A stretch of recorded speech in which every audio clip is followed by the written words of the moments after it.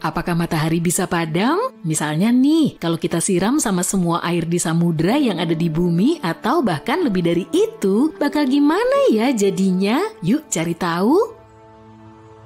Alam semesta adalah tempat yang penuh misteri. Sejak dulu, para ilmuwan banyak berselisih pendapat tentang luar angkasa. Tapi kita nggak pernah meragukan keberadaan satu objek, yaitu matahari. Pusat tata surya kita. Objek ini besar, terang, dan abadi. Enggak juga sih. Sebenarnya matahari cuma bintang biasa yang terdiri dari 75% hidrogen, sedikit helium, dan sedikit banget unsur berat. Semua itu disatukan oleh gravitasi. Tapi sekitar 5 miliar tahun lagi, siklus hidup matahari akan berakhir karena hidrogen di dalamnya akan habis. Bintang kita ini perlahan akan membesar dan ukurannya akan jadi tak terbayangkan. Lalu matahari akan mulai melahap semua planet yang ada di dekatnya. Saat itulah kita menyesal berada di dekat matahari. Setelah melahap semuanya, bintang ini akan menjadi raksasa merah selama 1 miliar tahun lagi. Dan cepat atau lambat, sang surya akan menyusut, lalu redup, berubah menjadi katai putih. Pada akhirnya tak akan ada yang tersisa dari bintang ini selain nebula, planet terterang, dan berwarna-warni. Tapi nggak usah takut, sekarang matahari ada di pertengahan siklus hidupnya. Bintang ini terbentuk sekitar 4,5 miliar tahun lalu, yang berarti sisa hidupnya masih selama itu juga. Untungnya kita lahir saat matahari sedang pada masa terbaik dan paling stabil, jadi nggak ada alasan untuk khawatir. Tapi, coba kita bayangin skenario yang berbeda. Yuk! Gimana kalau kita percepat siklus hidup matahari dengan bantuan air? Coba kumpulin semua air di bumi, lalu kita siram matahari. Tapi kita butuh ember dulu nih, bukan yang ini ya. Kita butuh ember yang super duper besar. Ember yang bisa nampung air sekitar 1,3 miliar kilometer kubik. Diameternya setara dengan jarak dari Washington ke Chicago. Atau kalau cuma ada ember biasa, jumlahnya harus ada 70 kuintilium, yang berarti nolnya ada 18. Bayangin dapat ember sebanyak itu, waktunya memadamkan matahari. Kita siram bintang ini dengan air tadi, tapi kok nggak padam? Seriusan? Tapi coba lihat deh, matahari mungkin kasihan sama kita dan mengeluarkan sebuah suar matahari kecil. Ternyata seluruh air di bumi cuma setetes untuk matahari. Manusia sering meremehkan ukuran matahari dibandingkan planet kita. Sebenarnya, sebanyak 1,3 juta bumi bisa muat di satu matahari. Pantesan aja matahari nggak akan padam atau lebih dingin. Malah mungkin nggak sadar dengan tindakan kita. Tapi jangan nyerah, pokoknya kita pengen matahari padam.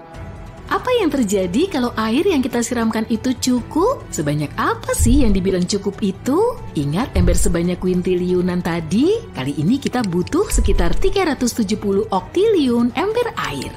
Berarti nolnya ada 27. Ngebayanginnya aja susah. Yang jelas airnya banyak banget. Dan sekarang siram matahari lagi.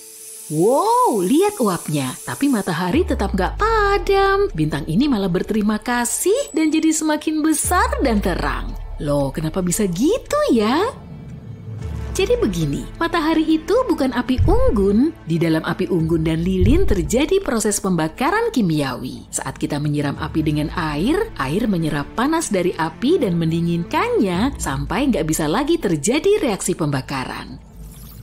Air juga mencegah api terpapar oksigen, intinya air menghentikan proses kimiawi. Sedangkan pembakaran pada matahari berbeda, meskipun kita bilang matahari panas membara, pembakarannya nggak seperti api.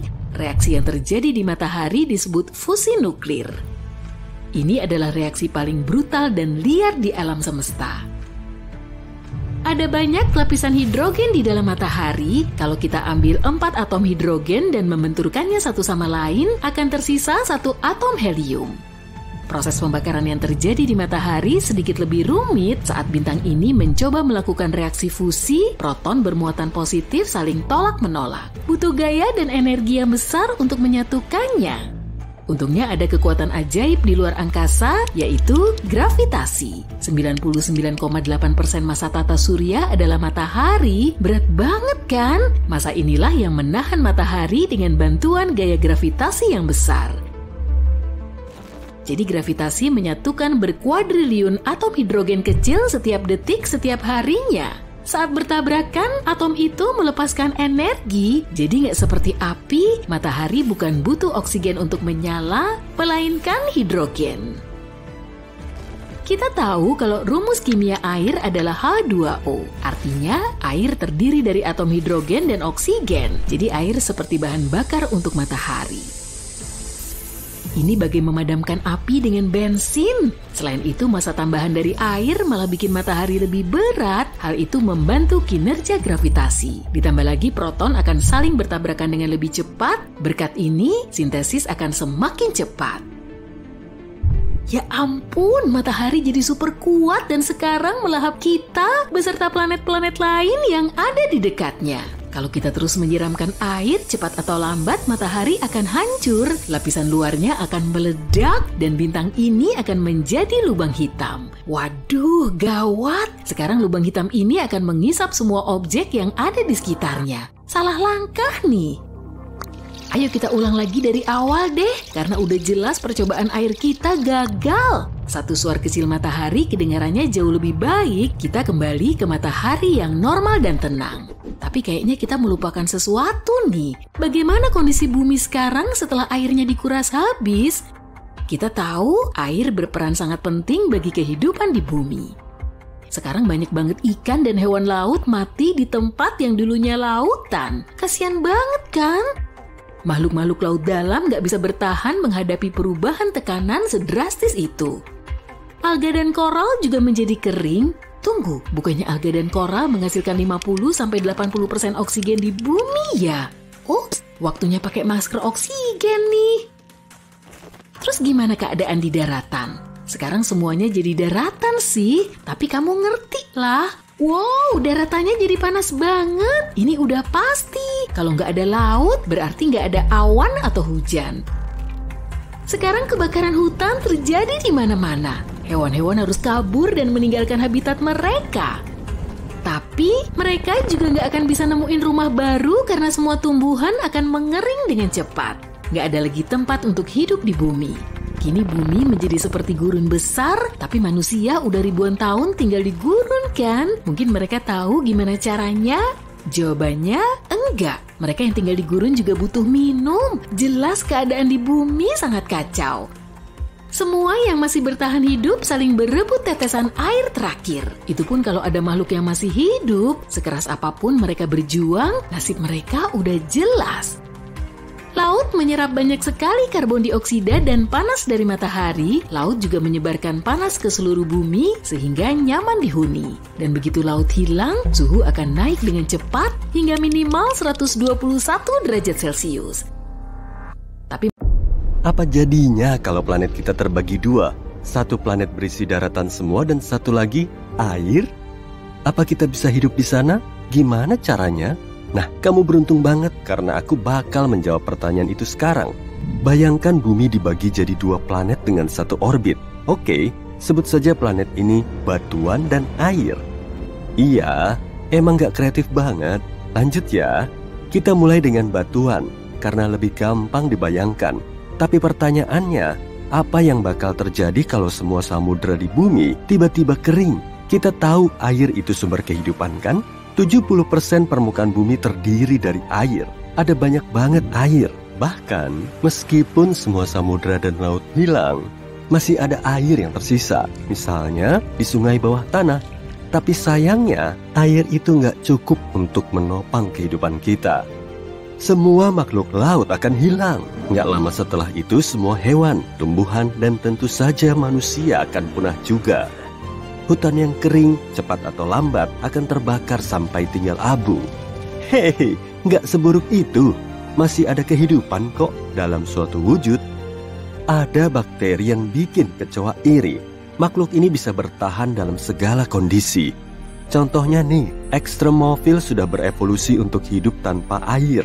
Mikroba ini bisa bertahan di lingkungan super panas atau asam tanpa air atau bahkan sinar matahari.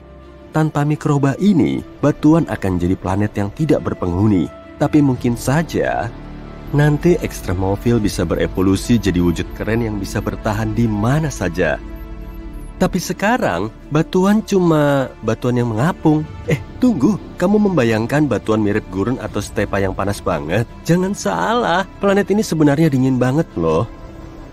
Jadi gini, tanpa air nggak akan ada atmosfer, karena atmosfer terdiri dari konsentrasi berbagai gas, termasuk hidrogen dan oksigen, H dan O. Tahu kan lambang unsur apa? Betul. Kalau nggak ada air, nggak ada atmosfer, karena atmosfer mengumpulkan semua panas yang kita butuhkan. Planet kita bakal dingin banget tanpa atmosfer. Kontras di antara tempat dingin dan kurang dingin akan begitu tajam, karena air adalah penyeimbang iklim. Samudra menyerap hampir semua panas matahari. Samudra menyebarkannya dengan rata ke seluruh bumi, untuk memastikan bumi nggak terlalu dingin atau terlalu panas. Jadi, tanpa air, batuan bakal jadi gurun yang dingin. Suhu rata-rata di planet ini sekitar minus 73 derajat Celcius. Di kedua kutub, suhunya sangat rendah, sekitar minus 184 derajat Celcius. Di tempat paling hangat pun, suhunya nggak lebih dari minus 6 derajat Celcius. Tempat panas ini dulunya samudra karena kedalamannya yang mengering jauh lebih dekat ke inti panas planet ini. Tunggu, jangan membayangkan planet ini tertutup salju juga ya. Nggak ada air sama sekali. Ini cuma batuan yang sangat dingin. Pada titik ini, kita cuma versi bulan yang lebih besar dan lebih coklat. Bulan bisa dibilang bumi yang tanpa air. Terus gimana dengan gunung berapi? Gunung berapi harapan terakhir kita untuk punya suhu hangat kan? Sayangnya, aktivitas gunung berapi menurun karena kurang air. Gunung berapi dan erupsi terjadi karena tabrakan dua lempeng tektonik, lempeng samudra dan lempeng benua. Beban air menekan lempeng samudra sehingga lempeng samudra masuk ke lempeng benua dan membentuk gunung berapi. Jadi, kalau nggak ada beban air, nggak ada gunung berapi, dan aktivitas gunung berapi jadi turun signifikan. Sekarang, batuan cuma planet yang dipenuhi pegunungan tinggi. Lalu, setiap lempeng tektonik bertabrakan. Lempeng itu membentuk semakin banyak gunung dan palung, termasuk beberapa palung besar. Misalnya palung Mariana yang terkenal. Tadinya aku mau bilang, awas jatuh, tapi nggak ada orang juga sih. Di sana nggak ada air. Nggak ada air berarti nggak ada salju, es, atau hujan, bahkan awan. Tapi anginnya mungkin cukup kencang. Itulah nasib planet batuan.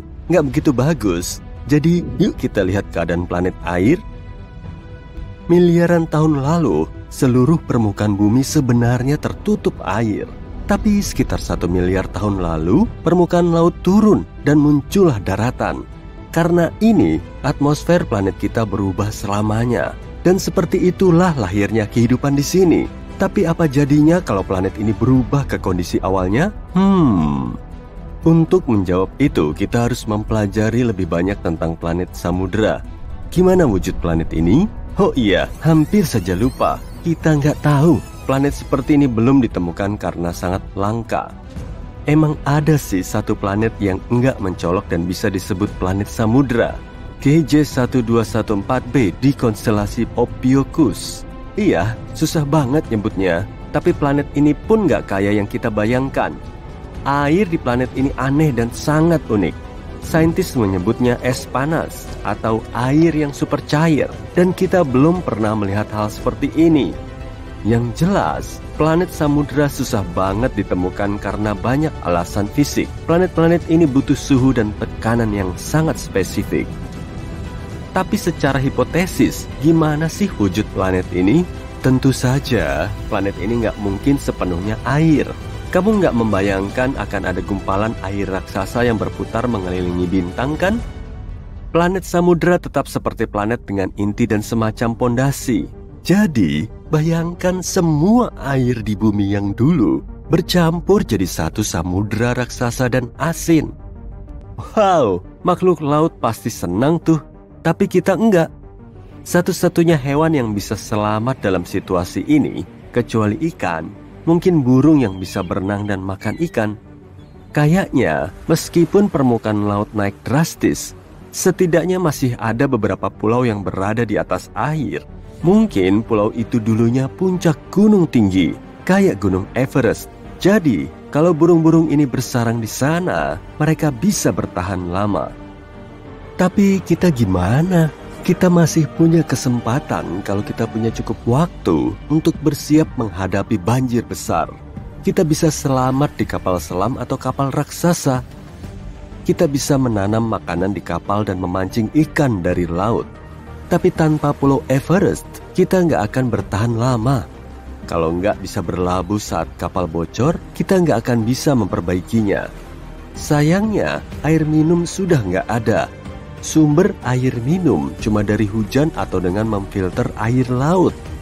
Tapi tetap harus ditampung kan?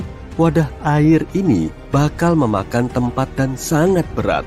Tapi secara keseluruhan, planet air nggak buruk-buruk amat. Suhunya cukup hangat dengan rata-rata sekitar 10 derajat Celcius. Dan perbedaan suhu tertinggi dan terendah juga nggak jauh. Dari minus 29 derajat Celcius di kutub sampai 21 derajat di khatulistiwa. Dibanding planet batuan, planet air lumayanlah. Radius planet air bakal sedikit lebih besar dibanding bumi karena volume airnya. Tapi kepadatan planet ini cukup rendah, gravitasi juga melemah. Nah, kalau kedua planet ini ditempatkan di orbit bumi, setelah beberapa saat, keduanya akan berjauhan dan mengikuti lintasan yang berbeda. Planet ini akan selaras supaya nggak bertabrakan. Di salah satu planet ini, 1 tahun akan berlangsung selama 12 bulan. Tapi di planet satu lagi, cuma 10 atau 11 bulan. Ketika melihat planet kita dari luar angkasa, ada satu warna yang mendominasi. Itulah alasannya bumi disebut sebagai planet biru. Sekitar 3/4 dari dunia kita ditutupi dengan air, tapi masalahnya 96,5% dari air ini ada di lautan. Dan kalau kamu ingat saat pertama kali orang tuamu mengajakmu ke pantai, kamu dilarang meminum air laut kan? Jadi kenapa ya air laut asin dan tidak bisa diminum? Ada 2 alasan utama. Yang pertama adalah air limpasan dari tanah. Air hujan bersifat sedikit asam, faktor pH-nya berkisar antara 5 hingga 5,5. Sebagai perbandingan, air murni memiliki pH 7 dan asam yang kita temukan dalam baterai pH-nya 0 lebih sedikit. Air hujan seperti ini mengikis batu ketika jatuh ke tanah, ion-ion pun terlepas seperti natrium dan klorida. Ion-ion ini berakhir di sungai-sungai yang akhirnya bermuara ke laut. Organisme hidup menghilangkan beberapa ion yang baik, tapi sisanya tetap ada. Seiring waktu, hal ini meningkatkan konsentrasinya di dalam air. Lautan memiliki sumber pembangkit garam sendiri. Ventilasi di dasar laut mengeluarkan cairan hidrotermal. Memang kedengarannya rumit, tapi mudah dimengerti. Air merembes melalui celah-celah di dasar laut, kemudian magma dari inti bumi bikin air jadi panas. Terjadilah reaksi kimia yang melepaskan air laut dari oksigen. Reaksi ini menyerap logam seperti besi dan seng. Ventilasi di dasar laut tadi melepaskan air logam ini kembali ke lautan. Selama letusan gunung berapi bawah laut, prosesnya semakin cepat, garam dan mineral lainnya secara langsung dilepaskan ke lautan bumi. Seiring waktu, garam terakumulasi di dasar laut dan membentuk kubah. Endapan ini juga terjadi di bawah daratan kering. Beberapa tempat di dunia memiliki banyak kubah garam, Teluk Meksiko adalah salah satu contohnya. Di bawah ombak, kubah garam mempengaruhi salinitas air. Faktor lain yang menentukan seberapa asin suatu perairan termasuk penguapan, suhu udara, dan presipitasi atau curah hujan. Aturan umumnya adalah salinitas akan rendah di dekat khatulistiwa dan di kutub. Semua samudra dan lautan diantaranya cenderung memiliki salinitas yang tinggi. Para ilmuwan memperkirakan bahwa garam terlarut membentuk 3,5% dari berat air laut dunia. Perairan yang bermuara ke laut seperti danau dan sungai adalah air tawar. Jadi kenapa air laut asin? Untuk menjawab pertanyaan ini, kita harus melakukan perjalanan ke masa lalu planet kita. Para peneliti percaya bahwa laut purba tidak terlalu asin seperti sekarang ini. Namun seiring berjalannya waktu, curah hujan menghanyutkan bebatuan di daratan, mengangkut garam dalam jumlah besar ke lautan. Proses ini telah berlangsung selama lebih dari 3,8 miliar tahun. Saat ini sekitar 4 miliar ton garam terlarut bermuara ke lautan bumi setiap tahunnya. Masukan dan keluaran garam cukup seimbang, ini berarti salinitas air laut stabil. Jadi kenapa sih kita nggak bisa minum air laut? Kita sudah memasukkan garam ke dalam tubuh kita melalui makanan dan minuman, ini disebut garam makanan. Organisasi Kesehatan Dunia atau WHO merekomendasikan agar manusia mengonsumsi tidak lebih dari 1 sendok teh garam per orang per hari. Kamu nggak boleh melebihi jumlah tersebut kalau kamu ingin menjaga kesehatan jantung. Berabad-abad yang lalu, daging sapi dan babi yang diasinkan adalah makanan standar para pelaut. Daging diawetkan dengan menggunakan garam. Di laut, buah dan sayuran segar akan membusuk hanya dalam waktu beberapa minggu, dan sebelum adanya pendingin, ini adalah satu-satunya cara untuk menjaga kesegaran makanan. Cara lain untuk menyimpan makanan adalah dengan pengawetan. Alasan kita tidak bisa meminum air laut adalah kandungan garamnya. Persentase garam dalam darah kita hampir 4 kali lebih rendah dari persentase garam dalam air laut. Tubuh kita tidak dapat memproses zat tersebut dalam jumlah yang tinggi. Ketika mengonsumsi garam sebagai bagian dari makanan, kita juga meminum cairan. Saat menyajikan pretzel misalnya, kamu mungkin juga akan meminum segelas air atau jus. Ini akan membantu memuaskan dahaga dan menjaga kadar garam tetap terkendali. Jika kita minum air langsung dari laut, yang terjadi justru sebaliknya. Kita hanya akan menjadi lebih haus. Tubuh kita menyerap air dan garam, kedua zat ini masuk ke dalam aliran darah kita. Organ yang bertanggung jawab untuk mengeluarkan semua garam ini dari darah kita adalah ginjal. Tapi ginjal juga membutuhkan air untuk melakukan tugasnya. Semakin tinggi kadar garam, semakin banyak air yang dibutuhkan untuk membersihkannya. Ketika proses ini berulang beberapa kali, kamu menjadi dehidrasi. Ini adalah proses kehilangan air dari tubuh. Lalu ada masalah lain, kamu akan mengeluarkan lebih banyak air daripada yang kamu konsumsi saat meminum air laut. Meminum air laut membuatmu lebih haus dibandingkan sebelum kamu minum air laut. Bukan ide yang bagus. Tapi beberapa mamalia laut seperti paus, anjing laut, dan bahkan burung camar dapat meminum air dari laut seperti halnya kita meminum air keran. Ginjal mamalia ini sangat efisien. Burung memiliki kelenjar khusus di paruhnya yang mencegah garam masuk ke dalam aliran darah. Para ilmuwan menemukan bahwa satu-satunya hewan darat yang bisa minum air laut adalah unta. Kalau kamu penasaran, apakah ikan meminum air laut? Iya, ikan minum air laut. Insang dan ginjalnya membantu mereka mengeluarkan garam yang berlebih. Agar manusia dapat meminumnya, air laut harus terlebih dahulu melewati desalinisasi. Ini adalah proses menghilangkan garam dari air laut dan ada banyak garam yang harus dihilangkan. Diperkirakan jika kita menimbun semua garam laut di seluruh daratan bumi, maka tingginya akan melebihi patung Liberty. Itu sebabnya desalinisasi dalam skala global mustahil dilakukan. Saat ini kurang dari 0,5% dari air minum yang kita produksi berasal dari air laut dan permintaan air minum akan terus meningkat. Dengan tingkat konsumsi saat ini, berarti permintaan air tawar akan naik 2 kali lipat setiap 20 tahun.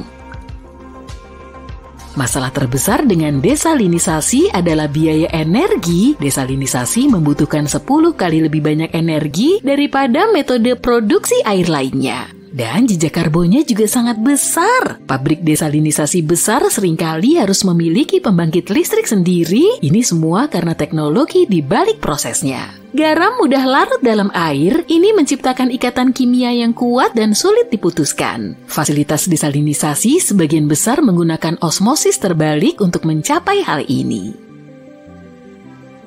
Pompa besar memberikan tekanan pada air laut untuk mendorongnya melalui filter. Membrannya sangat halus, pori-porinya bahkan lebih kecil dari diameter rambut manusia. Filter ini memungkinkan molekul air untuk lewat, molekul garam yang lebih besar tetap terperangkap di dalam membran. Untuk setiap 1/4 galon air tawar yang dihasilkan pabrik melalui desalinisasi, pabrik akan menghasilkan air yang 2 kali lebih asin dalam jumlah yang sama. Bukan metode pemurnian air yang ideal sih. Gagasan bahwa manusia dapat meminum air laut bukanlah hal yang baru. Pada pertengahan abad ke-4 sebelum Masehi, seorang filsuf Yunani terkenal, Aristoteles, mempertimbangkan untuk menggunakan serangkaian filter untuk mengekstrak garam dari air. Kapal pada abad ke-16 memiliki penyulingan kecil dan portabel yang dapat merebus air laut.